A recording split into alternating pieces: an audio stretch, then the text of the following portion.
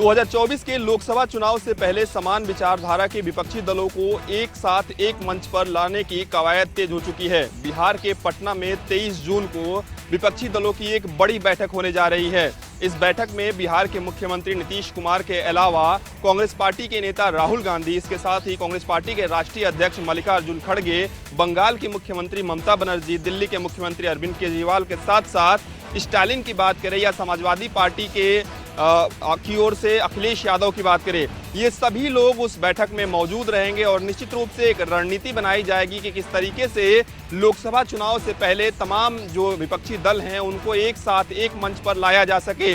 हालांकि इससे पहले जिस तरीके से बिहार के मुख्यमंत्री नीतीश कुमार ने पिछले कुछ महीनों में तमाम विपक्षी दलों के नेताओं से मुलाकात की और कहीं ना कहीं उन्हें एक मंच पर लाने की कवायद उन्होंने की थी, अब देखना होगा कि इस विपक्षी दलों की बैठक में क्या कुछ नतीजा निकल कर आता है और क्या वाकई में लोकसभा चुनाव से पहले तमाम विपक्षी दल एक मंच पर होते हैं या नहीं हो पाते हैं। बसपा सुप्रीमो मायावती ने 2024 के चुनाव को देखते हुए अपने ही कार्यकर्ताओं के बीच में उतरेंगी, यानी साफ है कि अगस्त में कैडर कैंप लगाएंगी। उसके साथ ही साथ में उन कार्यकर्ताओं के बीच में उतर करके उनका जनाधार समझने का प्रयास करेंगी, जैसे कि काशी राम हुआ करते थे। यानी साफ है कि काशी राम के कदमों पर चलने के लिए बसपा सुप्रीमो मायावती ने अपना प्लान पूरा तैयार कर लिया है। यानी 2024 को लेकर के बढ़त किस तरह से हासिल होगी उसको लेकर के अब दावे करने शुरू कर दिए हैं। यानी कि अगस्त में कैडर कैंप लगाए जाएंगे, उसका कैडर कैंप के स्तर पर जिले स्तर पर लगाए जाएंगे। यानी साफ है कि उन मंडलों में जाकर के वहां पर पहुंच करके अपने कार्यकर्ताओं के बीच में उनके बारे में समझेंगी और अपने पुराने नारों को उनके साथ साझा करेंगी। यानी साफ है कि 2024 के चुनाव को आगे बढ़ाने के लिए और जीत हासिल करने के लिए बसपा सुप्रीमो को यह रणनीति कितनी काम आती। राजधानी लखनऊ में यूनिपोल यानी कि बड़ी होल्डिंग गिरने से एक दर्दनाक हादसा हुआ था जिसमें मां बेटी की जान चली गई थी। उसके बाद नगर निगम प्रशासन की जो सो रहा था वो जागता है और तमाम यूनिपोल जो लगे हुए उनकी जांच करता है। हालांकि अभी तक जांच करने के लिए नगर निगम की ओर से सिर्फ एक सुपरवाइजर तैनात किया गया था, लेकिन अब इसकी जांच के लिए 2 टैक्स इंस्पेक्टर होंगे, उनको प्रचार प्रसार विभाग में तैनात किया जाएगा जो यूनिपोल की जाँच करें कि आखिर मानकों पर खरा उतर रहा है या नहीं। सबसे बड़ा सवाल ये है कि जब इकाना स्टेडियम के पास यूनिपोल गिरता है, जबकि विभाग की ओर से कहा जाता है उसको 2 साल पहले नोटिस दिया गया था, 2 साल से उसने टैक्स नहीं जमा किया था, लेकिन इन सब के बावजूद भी उस पर कोई कार्रवाई नहीं की। कहीं ना कहीं सवाल खड़े होते हैं, क्या नगर निगम के कर्मचारियों अधिकारियों की मिलीभगत से एक बड़ा स्कैंडल लखनऊ में चल रहा है? क्या वाकई में जो यूनिपोल है उसमें एक बड़ा भ्रष्टाचार लखनऊ के अंदर हो रहा है? क्योंकि नगर निगम के अधिकारियों की जिम्मेदारी है कि समय समय पर जो यूनिपोल उनकी जांच करें कि वाकई में ये मानक के अनुरूप है कि ये नहीं। लेकिन एक जब बड़ा हादसा होता है उसके बाद नगर निगम की आंख खुलती है।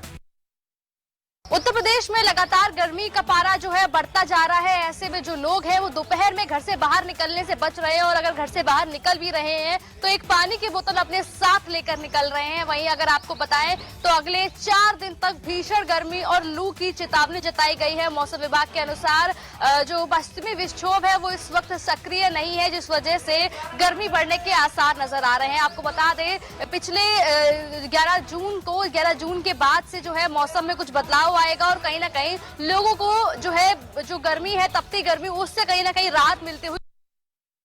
यात्रा का मुख्य द्वार होने के साथ साथ मंदिरों का शहर भी कहा जा सकता है ऋषिकेश को। यहाँ पर अब 12 महीने वीकेंड पर भीड़ होने लगी है। साथ ही जो आजकल चारधाम यात्रा चलती है उसको देखते हुए यहाँ पर चारों तरफ भीड़ ही भीड़ है और ऐसे में यहाँ जाम की स्थिति भी बनी रहती है। अगर मैं बात कहूँ तो ऋषिकेश में खाली चारधाम यात्रा का द्वार ही नहीं है, यहाँ पर साहसिक खेलों के लिए भी काफ़ी इंतजाम है। यहाँ पर राफ्टिंग होती है, कैंपिंग होती है, ट्रैकिंग होती है, बंजी जंपिंग होती है। इन सब के लिए भी लोग दूर दूर से ऋषिकेश घूमने आते हैं। ऐसे में ऋषिकेश में हमेशा भीड़ रहने का एक फैशन सा बन गया है और ये यहाँ पर दर्शनीय स्थल इतने हैं कि यहाँ लोग आते हैं, उनको देखते हैं, स्नान करते हैं। मैं आपको दिखाना चाहूँगा कि अभी भी लोग गंगा में लगातार स्नान कर रहे हैं और इन स्नान में ही कितनी बार हादसे भी हो जाते हैं। लोग यहाँ आते हैं, एंजॉय करते हैं, मंदिरों के दर्शन करते हैं और यहाँ पर जो ऋषिकेश में लोगों का आना है वो एक श्रद्धा के साथ भी है और साथ ही एक पर्यटन के हिसाब से घूमने के साथ भी। संजीव माहेश्वरी और संजीव जीवा हत्याकांड के बाद मुजफ्फरनगर के आसपास के जिलों में सुरक्षा व्यवस्था चाक चौबंद कर दी गई है और वहीं पर मेरठ और देहात में अधिकारी खुद सड़कों पर उतरे। एसएसपी रोहित सिंह सजवाण कल रात से ही सड़कों पर है और पुलिस पिकेटिंग की खुद ही निरीक्षण कर रहे हैं और जानने की कोशिश कर रहे हैं कि कहां पर कैसी पुलिसिंग चल रही है। और जब वो अपने दौरे पर निकले तो कई थानों की पुलिस की उन्होंने चेकिंग की और कई चौपड़ों पर उन्होंने पुलिस को जरूरी दिशा निर्देश दिए। वहीं एसपी देहात कमलेश बहादुर ने मवाना और आसपास के देहात के इलाके में भी निरीक्षण किया और थानों में पहुंचकर पुलिस की उपस्थिति जानी और जरूरी दिशा निर्देश दिए। बता दें कि संजीव जीवा हत्याकांड के बाद मुजफ्फरनगर और आसपास के जिलों में विशेष सतर्कता बरती जा रही है, जिसके तहत एसएसपी रोहित सिंह सजवाण और तमाम पुलिस अधिकारी सड़कों पर हैं और जानने की कोशिश कर रहे हैं कि कहीं कोई कोताही तो नहीं बरती जा रही। रात 2 बजे तक चली इस कार्रवाई में सभी लोग मुस्तैद रहे। जनपद पीलीभीत में स्वच्छ भारत मिशन अभियान के तहत जनपद पीलीभीत में ग्राम पंचायतें जो है वो 720 ग्राम पंचायतें हैं, जिनमें जो है सामुदायिक शौचालय का निर्माण कराया गया। लाखों रुपए खर्च करने के बाद भी स्थिति जस की तस है। आपको बता दें, जहां एक और शासन के द्वारा लाखों रुपए खर्च किया गया, सामुदायिक जो शौचालय बनाए गए हैं, खुले में शौच ना जाएं। अधिकतर ग्रामीण जनताओं में इस जो जनता है वहाँ ये परेशानी होती है, ग्रामीण क्षेत्र में ये समस्याएं होती है, जिसको लेकर के प्रधानमंत्री के द्वारा बड़ा एक्शन लिया गया और उसके बाद 720 जो ग्राम पंचायतें हैं उनमें लाखों रुपए की लागत से शौचालय का निर्माण कराया गया। लेकिन देखने वाली बात यह है कि इतना पैसा खर्च होने के बाद भी कहीं शौचालय में ताला लटक रहे हैं, तो कहीं ताला तो खुले हैं लेकिन अंदर की व्यवस्थाएं पूरी तरह अव्यवस्था हावी हो रही है। या तो वहाँ टैंक नहीं है, अगर टैंक है तो बिजली की व्यवस्था नहीं है। तो इस तरह से सिर्फ कागजों में तो चीज़ें बेहतर हो रही हैं, लेकिन हकीकत है कि धरातल पे काफ़ी कुछ अलग होता नजर आ रहा है। अब देखना ये है कि संबंधित अधिकारी या प्रशासन इस पर क्या रुख अपनाता है, ये देखने वाली बात होगी। नैनीताल में कमिश्नर द्वारा एक जो कार पार्किंग है उसका निरीक्षण किया गया, जिसमें काफ़ी खामियां देखने को मिली। इसमें कमिश्नर दीपक रावत नाराज़ दिखाई दिए।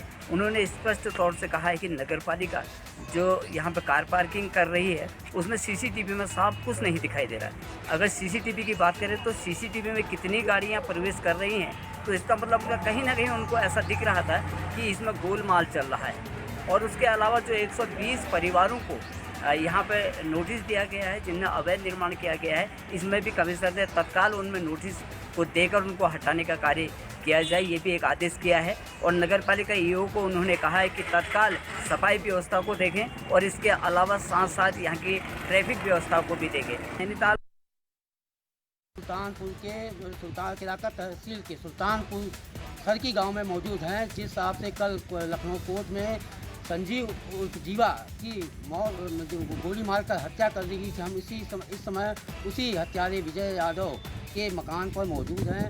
लगातार कल से जिस हिसाब से हत्या हुई, लगातार यहाँ पर उनके घरों पर लगातार पुलिस पूछताछ में जुटी है कि आखिर में संजीव जीवा का विजय यादव से क्या दुश्मनी थी, क्योंकि इसके प्राप्त जानकारी के अनुसार विजय यादव के ऊपर कोई भी आपराधिक इतिहास नहीं था।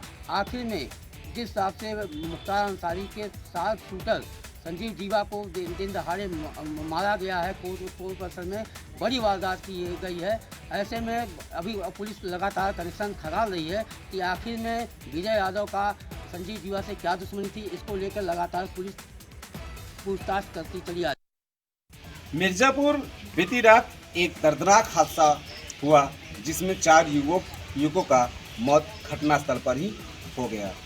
बताते चले कि संत नगर के एक गांव मझारी गांव में बारात गई थी और बारात से 4 युवक एक बाइक पर सवार होकर घर की ओर लौट रहे थे कि रास्ते में एक ट्रैक्टर जो कि ईंट से भरी लदी थी और उसमें बाइक सवार ने तेज़ रफ्तार से ट्रैक्टर के पीछे से मारी टक्कर, जिसमें बाइक सवार 4 लोग तत्काल घटनास्थल पर ही मौत हो जाती है चारों की। पुलिस को जैसे सूचना मिलती है घटनास्थल पर पहुंच करके चारों युवकों का शव लेकर के पोस्टमार्टम करा रही है। चारों युवकों का शिनाख्त हो गया है, चारों के परिजन आ गए हैं और इस घटना में चारों परिवार बहुत दुखी है। और बताते चले कि ये चारों युवक कल रात बारात से घर वापस लौट रहे थे। इस दौरान ट्रैक्टर जो है कि रास्ते में खड़ी थी और जिसकी वजह से ये लोग रात में दिखाई नहीं पड़ा और ये लोग जोरदार टक्कर मारी। ये चारों अंकित मिश्रा पुत्र बद्रीनाथ मिश्रा, अर्पित पांडे पुत्र राधेश्याम पांडे गणेश यादव पुत्र हरिहर यादव, सुमेश पाल पुत्र रविशंकर पाल।